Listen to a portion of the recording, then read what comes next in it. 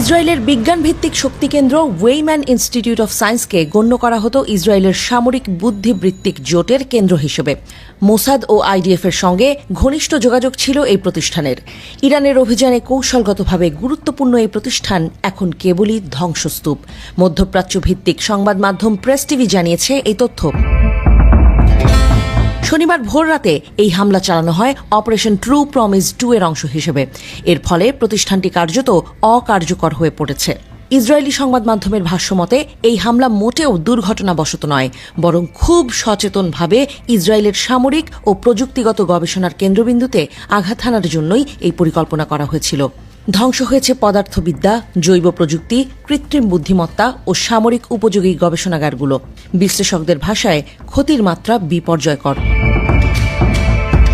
ধ্বংসস্তূপে পরিণত হয়েছে বহু ল্যাবরেটরি, ভবনের একাধিক তলা, অগ্নিদগ্ধ যন্ত্রপাতি, ছিন্ন বিচ্ছিন্ন বৈজ্ঞানিক দলিল এবং ক্ষতিগ্রস্ত মূল্যবান জৈব উপাদান, সব মিলিয়ে কয়েক দশকের গবেষণা এখন ছাই আর ধোঁয়া।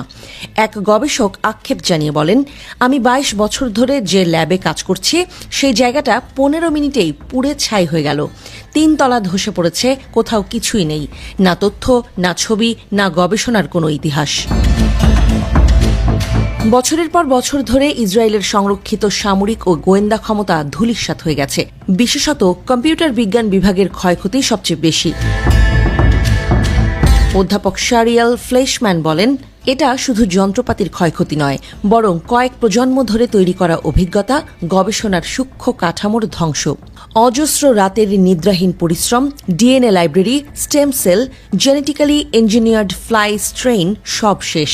এই ধ্বংসযজ্ঞ শুধু একটি প্রতিষ্ঠানের শেষ নয়, বরং একটি প্রশ্নও জাগিয়ে দিয়েছে, ইরানি প্রতিশোধমূলক অভিযানের মুখে ইসরায়েলের ভবিষ্যৎ ঠিক কোথায় দাঁড়িয়ে আছে।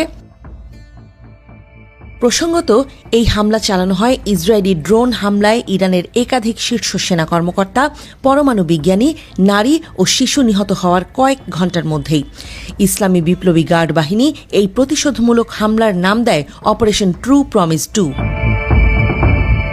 আর এই হামলার পর ছড়িয়ে পড়া ছবিগুলোতে দেখা যায় পুড়ে যাওয়া ভবন, উড়ে যাওয়া জানালার কাচ, ছাদ থেকে ঝুলে থাকা বৈদ্যুতিক তার ও ফায়ার সার্ভিসের জলজোরে ভেসে যাওয়া ইনস্টিটিউটের আঙিনা।